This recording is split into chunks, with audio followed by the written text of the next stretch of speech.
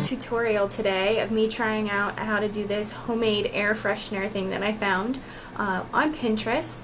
I thought it would be really cool to have in my office, but also as something that you can do with residents if you work in residence life, as something simple and non-toxic and natural for them to have in their rooms.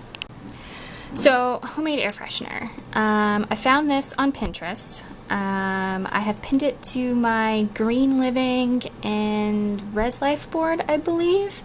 Like I said, I think it's a good option for people to do with residents or with your RAs. I'm going to try it out with my RAs to show them stuff that you can do. I like to show them examples and not just tell them things a lot of times. So showing them things that they could do throughout RA training is kind of a better option in helping them understand kind of what it is to be an event planner and the stuff that you can do. So this site is pretty well laid out, talks about the different things that you need, and has really good directions for stuff. Alright, so I will get into the tutorial and show you all of the things that you need. So you're going to need a jar of some sort. I suggest canning jars. If you want to do an upcycle, you can probably use jars that you have laying around. As long as you can get holes in the top of your jar lid, you can use that as an option. I use the cloth version because I think that things go through a lot better, the scent as well as the absorption into the baking soda, which you'll need and I'll talk about a little bit later. You just need to make sure that you're able to cut something out of your lid. Let's see, I have a jar in my office. I happen to have a jar.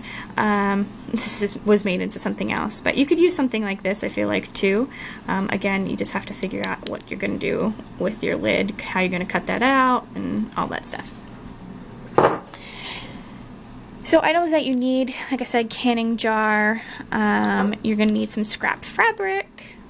One of the women that I work with does a lot of fabric work, and there really isn't any place to get rid of fabric or recycle it appropriately. So you're kind of always left with these scraps, and you don't want to throw them away, so you collect them. So she actually has them cut out into nice little squares, which is fantastic for this particular project. You also need baking soda. My little jar, baking soda. Baking soda is super cheap. This project shouldn't cost a lot at all because you can get a big bag of baking soda or a box. They usually come in boxes. The essential oil lasts for a long time. You need essential oil. I have lemon. You can get a bunch of different flavors. Scissors. These are not fabric scissors, and they aren't the greatest scissors, but I'm going to try to use them for the sake of this tutorial. I might pull out other scissors at some point in time if I can find some in my office. And then an all-over punch, but it's called a screw punch. It's by Martha Stewart. This is probably my favorite product that I have ever purchased. It is fantastic. I use it for tons of things. I do a lot of paper crafting. I do a lot of upcycling.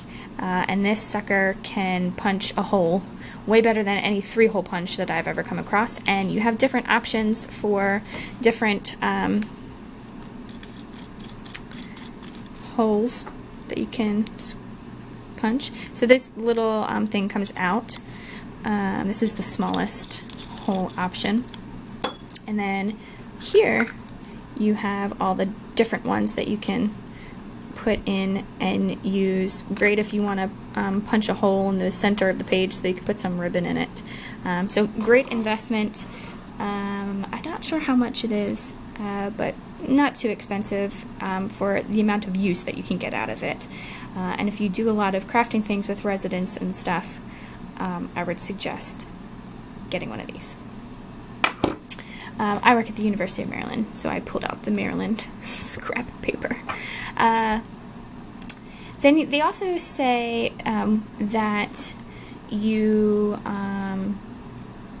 should get a needle, but I will be using this as the needle to punch the holes. You don't need very many holes in your fabric. I've never used this on fabric before, so we'll see how well that goes. You can use the needle. I'm going to try to use this because I don't like buying needles for residents. That's not very productive in keeping things easy to use. Needles tend to run away from you on a table, and then you have someone stepping on it, so don't want that to happen. So the first step is cutting your fabric into a square circle. You want to make sure that you cut your fabric slightly larger than the lid because you want to have some edges that show up. What I usually do is try to put my lid on. You kind of have to push it on there and screw and see how much fabric you want to cut off of there. You can cut it right from there. If you want to leave it with this much fabric on the sides, you can, but you want to have a good square. I would say probably at least a 4 by 4 inch square, or 5 by 5. I think these are 5 by 5, maybe 6 by 6. I'm not sure. I didn't measure them beforehand, which I probably should have done, but they were provided to me, and I kind of like to just do things on the fly and not measure. So I would probably just, cut some of this off. I'll probably go around with my actual fabric scissors, which are better scissors, so that it hangs just a little bit off, not too much. I don't want it to be this long because I want to be able to actually see the stuff once I put it in. Let me just screw that off. Ta-da! Okay, so if you're using scrapbook paper for this instead of fabric scraps, you want to make sure that the disc part of the lid, which would be this thing or the inner disc, that you're using that to trace, so that you know where to place your scrapbook paper so it actually covers it. I again really recommend the scraps, and there's usually someone that you can find that has scraps of fabric somewhere.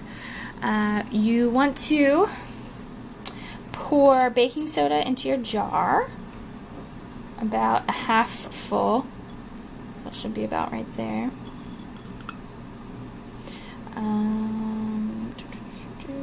That's about right. I just used 1/4 cup of baking soda. So depending on the size of your jar, this is the smallest little jam jelly jar, canning jar. You want to do that about half full. So if your jar was a lot higher, obviously your baking soda would be a lot more. And then you're going to add in your essential oil or fragrance oil. I would stick with essential oils since those are more natural. I can get the top off of this thing. Okay. And they come with the dropper already in, so it makes it real easy to do. And then you want to do 10 to 20 drops of your favorite essential oil. So kind of count. 1, 2, 3, 4, 5, 6.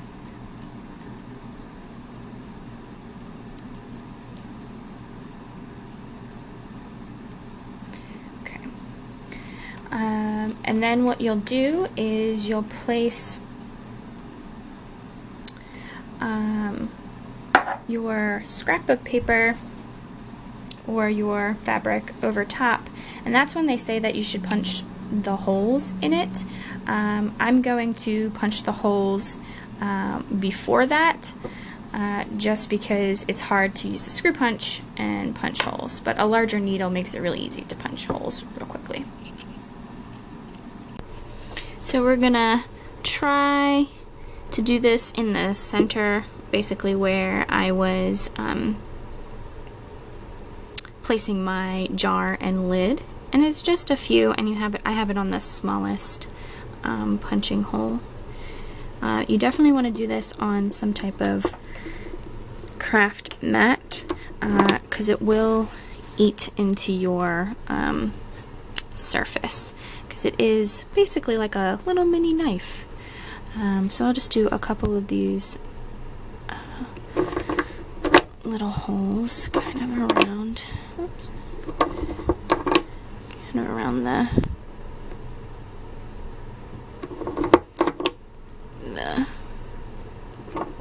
circle. You don't have to apply too much pressure from what I'm experiencing doing this. Like I said, this is my first time doing it with this little doodad. I think the reason why they want you to use a needle or something that's really small is because you can shake up the baking soda to kind of refresh your air freshener. You just shake it up a little bit. I don't know if you can see the holes. Yeah, you can see the holes. And you don't want it to pop too much out of the jar. So I've cut everything out, and I have my fabric with my holes, and then I have my jar with my stuff, baking soda, essential oils, all of that goodness. And then you just want to pop that on the lid. I also cleaned this up a little bit, but not too much, because when you put it around, it kind of does this natural fold thing, so it's kind of cool. So you just kind of put the lid on really easily, and then just tighten the lid. The instructions tell you to shake it up, so make sure you shake it up a little bit. You don't want to shake it too much. Stuff will pop out of the top. But it's a cute little decoration for around your space. Something important to remember is don't leave this out for kids to play with, or keep it away from where they would play with it. It's not toxic per se, but you don't want them to be playing with it anyways. And then you can kind of just put it in a bathroom, put it wherever you want. I'm going to put mine over here on my desk with all my other little doodads and stuff. So yeah, that's the tutorial. Pretty simple and easy, and I hope you find it simple and easy too.